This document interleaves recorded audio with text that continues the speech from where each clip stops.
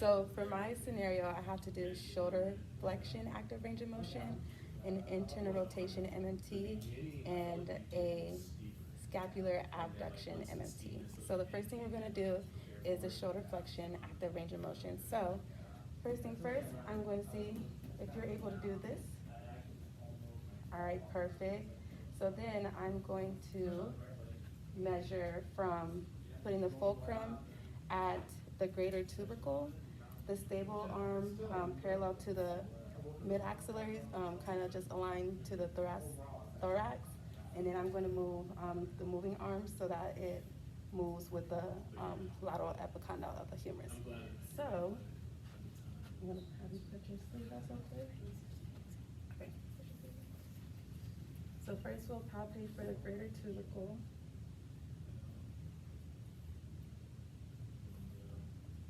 Put it right here. And then it's parallel right here. And then go ahead and flex for me.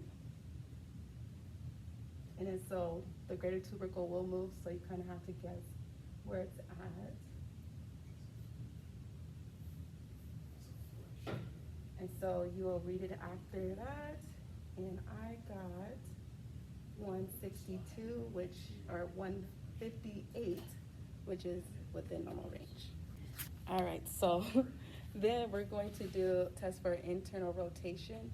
So first thing first, we have to make sure we have proper body mechanics. So I'm going to make sure she is at a decent level for me, which she actually already is. And then I'm going to put this towel underneath her elbow. So I'm going to go ahead and have you lay down. And I'm going to put this underneath your elbow and just relax, perfect. That's just to keep everything leveled at the same ground level. And then I'm going to have you do a motion so that you're putting your palms up to the ceiling. Are you able to do that with any pain? Not no pain? Okay, cool. All right, so then we are going to test by grabbing onto kind of this part of the forearm and stabilizing at the humerus. And then so Abigail, I'm going to have you push into my arm. Hold, hold, hold. Perfect. And so it was at maximal resistance, so she would get a 5 out of 5.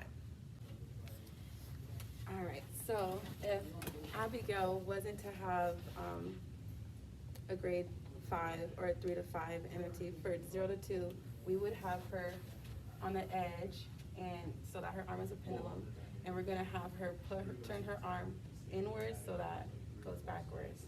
And we will go for palpation in the anterior shoulder, kind of deep within, to find, to palpate the subscapularis. Just doing it, and yeah. All right, so for the last one, we're gonna do scapular abduction. So we're gonna have Miss Abby go at a 45-degree angle in a neutral position and abduct as high as to 125 to 135 range. So if you're able to do that, perfect, no pain at all. All right, so then I'm gonna have you put it all the way up again, just one arm.